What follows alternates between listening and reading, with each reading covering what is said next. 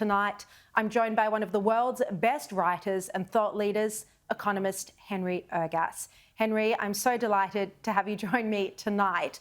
What is your response to the ICC chief prosecutor who claims that he had reasonable grounds to believe that Netanyahu and Yoav Gallant were criminally responsible for war crimes and crimes against humanity? Well, I was, like many others, I was very surprised by his recommendation. And I wonder what the underlying elements or cause of it is. I think it raises any number of issues. Amongst other things, there's a question about whether the ICC has jurisdiction in respect of Netanyahu and the defense minister, given that Israel has a fiercely independent and very effective judicial system.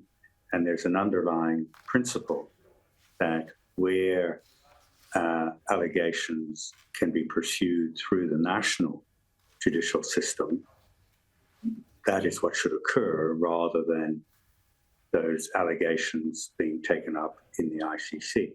And I think that's fundamental objection to this process, that what it implies is that in any democracy, the ICC could take over functions that really are best handled by its own judicial system and could do so in the cases of Netanyahu and the defense minister on ground being unlikely to meet the standards it has itself set for finding criminal liability. But Henry, aside from the jurisdictional issues and the issues of due process, you know, do you agree with the Wall Street Journal that said that this would be like condemning Churchill and Roosevelt in World War II for going after the Nazis? Well, there's certainly an important element of that. You just need to read the things Churchill said, including when he said, well, we will basically bomb them to smithereens. The point about it really is that, in a sense, war is war, and countries pursue wars. Countries like Israel or Australia, for that matter, or the US get involved in wars where there are vital interests at stake. And if you are involved in a war, the objective of the war is to win, and you do what is reasonably necessary to achieve that objective. That doesn't, in and of itself, justify war crimes. It obviously doesn't do that. But you have to be very careful to ensure that you're being, you're being scrupulous. Yes. And there's no evidence, of course, that Israel has committed any war crimes at all. In fact, all the evidence points to it going far above and beyond what any other country around the world has done to protect civilian life. I mean, Israel distributes leaflets warning people to evacuate before it moves into an area.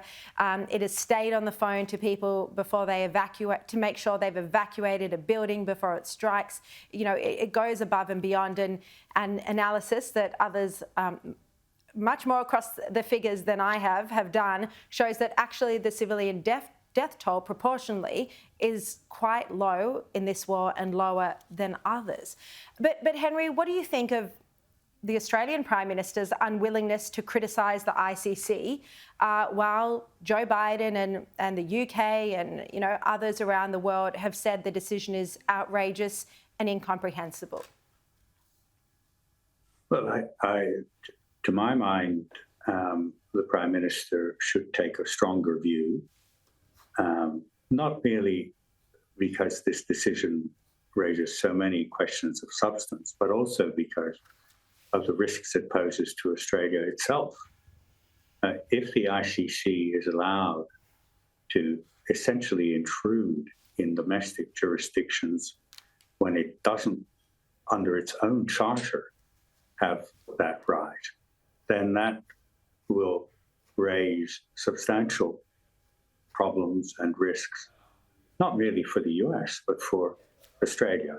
And so we need to be vigilant to maintain our sovereignty, including our sovereignty relative to the ICC. And that's why, on top of all the other aspects of this decision, why President Biden has been so strong in his response. The US isn't a member party to the ICC, but if the ICC pursues in this course, then there's no prospect whatsoever that Congress will ever accept the United States becoming subject to ICC jurisdiction.